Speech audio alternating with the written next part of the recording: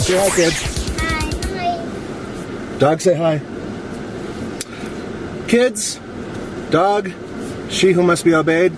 And we're ready to go for a little tiny family road trip in a very nice road trip vehicle, the Kia Sorento. Check it out next on the Fast Lane Car.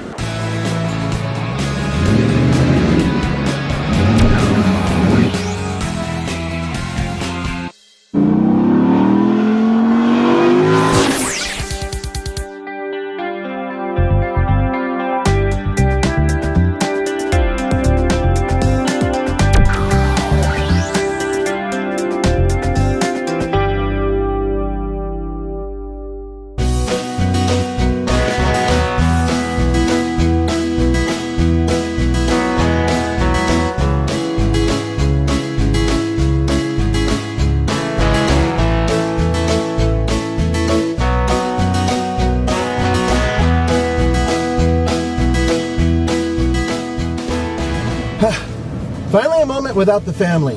One of the things you need to do after a family vacation is take another vacation because of the family.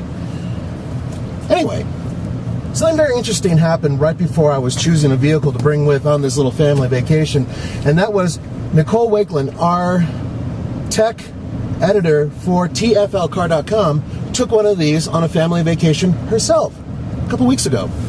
And she had a great time, and she loved the vehicle. And I thought, well, hey, that's a really good idea. Let's take another one out west. She's way out east, like New England or something like that. And try it out, see what happens. And you know what? It's been a wonderful vacation vehicle, but there's been a major problem. Something that I didn't anticipate. You see, this particular model is the 5-passenger Sorento. Now, I don't know about you, but having a vehicle that has potential for a third row, and yet not having that third row can be an issue, and indeed it is.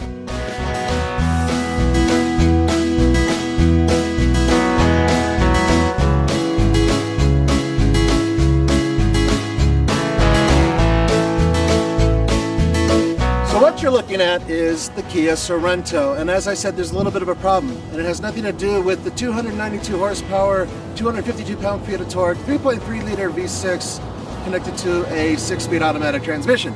No, that's all great. And matter of fact, the suspension in the new Sorento is the best they've ever had. It is actually really compliant and very smooth. So that's great.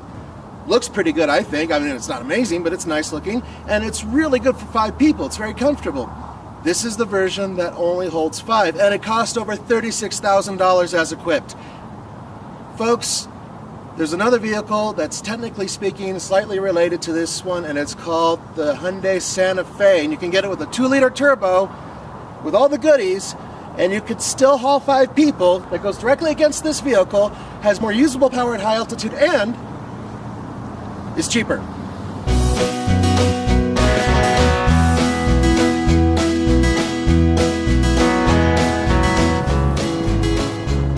Cargo's never been an issue for the Sorento. In fact, the amount of space that's in here is kind of interesting. Now think about it this way. With 7 seats, you have 151 cubic feet of area, space. Without the seats, just with this parcel here, which has a little bit of storage under the floor, 144 cubic feet. Isn't that weird? So why Manitou Springs? Well, it's a wonderful vacation spot.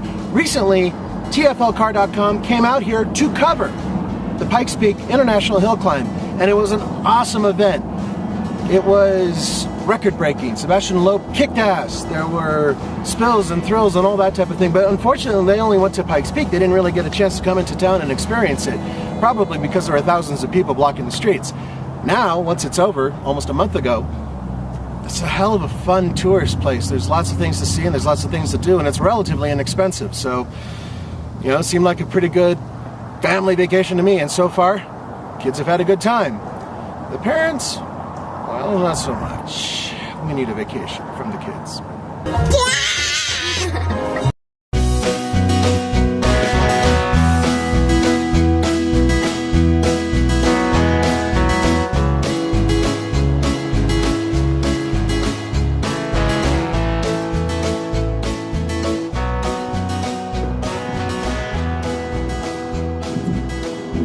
there's nothing wrong with 290 horsepower. There's nothing wrong with 252 pound-feet of torque. It gets 23 miles per gallon combined when I'm driving on the highway and around Manitou Springs. That's pretty good too. It's just a little pricey for what you get. Folks, stick with the 7-passenger version. On the TFL scale of buy it, lease it, rent it, or forget it, I'm going to give the 5-passenger a rent it. I like the 7-passenger, it just makes more sense. Otherwise, buy a Santa Fe with a turbo. It's cheaper, and it's going to be slightly better than this vehicle. Man, Kia and Hyundai are kind of weird, aren't they? For the Fast Lane car from Manitou Springs, this is Nathan Adlin. Mwah! See you next time.